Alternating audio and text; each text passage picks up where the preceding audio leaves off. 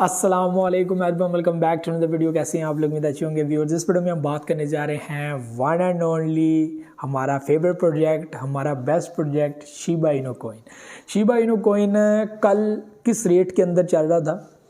905 के साथ 907 और नीचे आएगा और नीचे आएगा। आया भी वन जो है वो 50 के साथ 827 846 वहाँ से डंप करता और अभी अचानक से पंप करता हुआ, ठीक है, 10 to 11% बुलिश मारता हुआ आगे आया और वैल्यू इस वक्त 40 के साथ 1032 के ऊपर ट्रेड कर रही है वापस से, जो किसी ने सोची नहीं थी, किसी को समझ नहीं थी।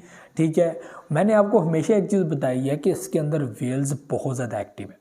ठीक है, और जिस प्रोजेक्ट के अंदर वेल्स एक्टिव हों, जैसे पता उनको फ़ायदा होता है, वो कॉइन को डंप भी लेकर जाते हैं, पंप भी लेकर जाते हैं, प्रॉफिट होता है।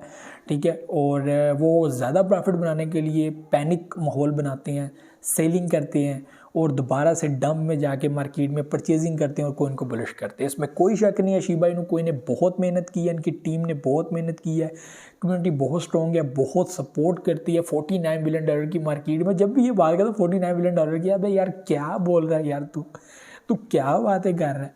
$49 बिलियन की यार वो पिछली बात थी, अब की बात कर। मैंने अभी भी आपको ये चीज़ बताई है कि पॉसिबिलिटीज़ क्रिप्टो में होती हैं।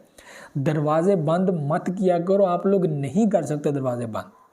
2021 में अगर आपको डाटा नहीं पता, मैं आपको फिर से रिपीट कर दूं, आडा प्रोजेक्ट 0.01 के ऊपर चल रहा था, $3 के ऊपर गया। डॉज कॉइन कहां से कहां पर पहुंच गया? 0.7 सेंट। कितनी वैल्यू उसकी डाउन थी? 2018 में देख लें उसकी क्या वैल्यू थी, 19 में देख लें, आपके सामने है। अथेरियम $200 के ऊपर ट्रेड कर रहा था, 4800 के ऊपर चला गया। सोलाना प्रोजेक्ट $5-6 के ऊपर चल रहा था, कहाँ से कहाँ निकल गया। BNB $2-3 के ऊपर चल रहा था, $691 के ऊपर गया, ऑल टाइम हाई अभी तक। सोलाना $260 के ऊपर। मैटिक $2.5 आई थिंक उसका जो है प्राइस। XRP उसकी भी वैल्यू सेम है। SLP 0.4 सेंट, पागल हो गया इस वक्त, 0.002 उसकी वैल्यू है, 0.002। अभी इसने वापस आना है 0.4 के ऊपर, फिर क्या बनेगा आप लोगों का? शिबा इनू कॉइन, ठीक है, वो इससे पहले जब वो बुलिश हुआ था ना, वो बढ़ता ना 40 के साथ 43 समथिंग पे गया था। फिर उसने पहले अपने ऑल टाइम हाई को तोड़ा, फिर उससे वैल्यू को डबल किया, 88 पे चला गया, थोड़ा ही दूर था और 10 किल हो जाना था। तो शिबा इनू कॉइन ऐसे जो है वो आगे बढ़ रहा था। और कल रात से तो मैं बड़ा ज़्यादा जो है वो खुश हूँ। मैंने कल ही जो है वो वीडियो बनाई। लोग कहते हैं यार मार्केट डाउन जा रही है तो बुलिश पे वीडियो बना रहे, पागल हो गया।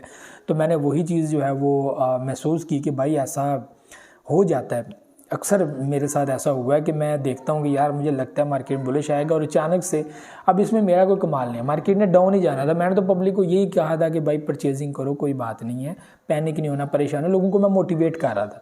अब मुझे यकीन मानो नहीं पता था कि बुलिश आ जाएगा, मुझे नहीं पता था बुलिश आ जाएगा। ठीक है, रियली मैं आपके सामने झूठ क्यों बोलूँगा यहाँ पे, पॉइंट लेने के लिए, आपकी नज़र में अच्छा बनने के लिए कि भाई बुलिश जो है वो मैंने कहा था आने वाला है। सच में मुझे नहीं पता था कि बुलिश आ रहा है। रीज़न क्या हुआ, कल रात को अचानक से जो है वो बड़ा एक अपडेट आया जिसमें ETF अप्रूवल्स को लेकर बातें हुई और पहले डॉक्यूमेंट आया, फिर घंटे बाद डॉक्यूमेंट रिमूव हो गया। अभी दोबारा से आई थिंक एक्टिव हुआ नहीं हुआ, लेकिन ETF अप्रूवल्स जो है वो यहाँ पर हो चुके हैं। और अब जब तक उसकी लाइव ट्रेडिंग जो है वो स्टार्ट नहीं होती तब तक पब्लिक को बिलीव नहीं आएगा। यानी कि अभी भी कच पक काम है, लेकिन यहाँ पे क्योंकि कन्फर्मेशन यहाँ पे लोगों को मिल रही है। अगर कोई ऐसी नेगेटिव न्यूज़ दोबारा आ जाती है तो 47,000 तक अभी बिटकॉइन चल रहा है, तो क्या पता वहाँ से फिर डिप मार जाए, डंप चला जाए।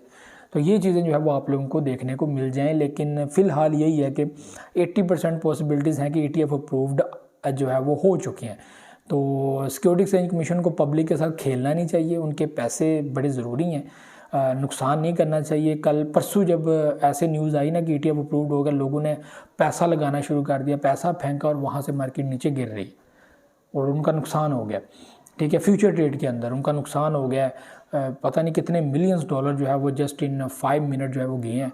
और उसके बाद दोबारा से जो है फिर कल न्यूज़ आई ETF अप्रूव हुई, तो कल लोगों ने थोड़ा सा हौसला किया, मार्केट थोड़ी सी ठहरी है, थोड़ी थोड़ी करके 44,000 एंड फिर वापस से जो है वो 45, फिर 46, अब 46 से वापस फिर 45।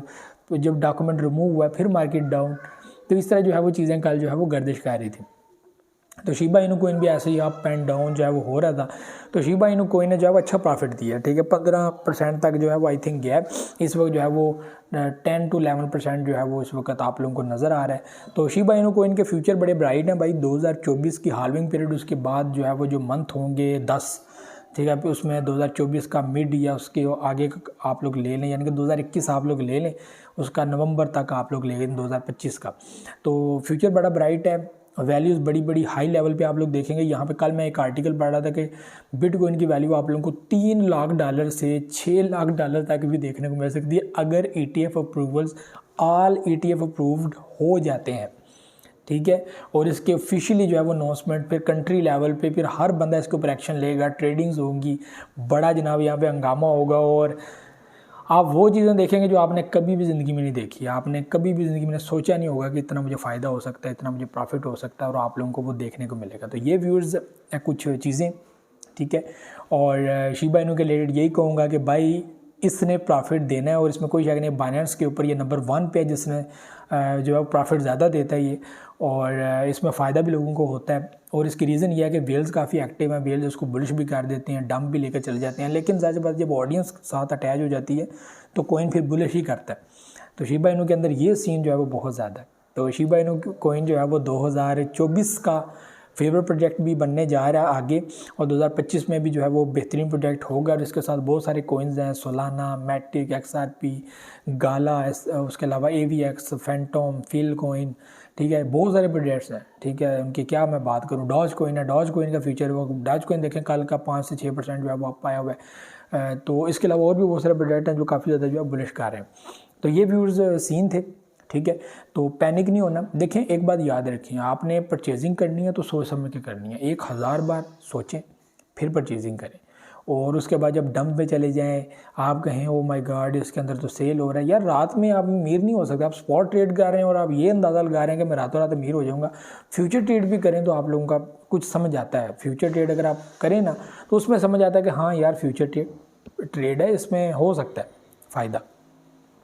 लेकिन स्पॉट में ऐसा नहीं होता, स्पॉट में लिमिटेड सी प्रॉफिट होती है, ठीक है, लिमिटेड सी प्रॉफिट होती है। आपको $100 के ऊपर भी $5 $6 प्रॉफिट आ रहा होता है। ये चीज़ें स्पॉट के अंदर होती हैं, लेकिन फ्यूचर के अंदर आपको वही लेवरेज रखनी है। आपने 5x रख लें, 10x रख लें, उसके ऊपर रख लें, जितना आपके अंदर पीछा है आप उस हिसाब से रख लें।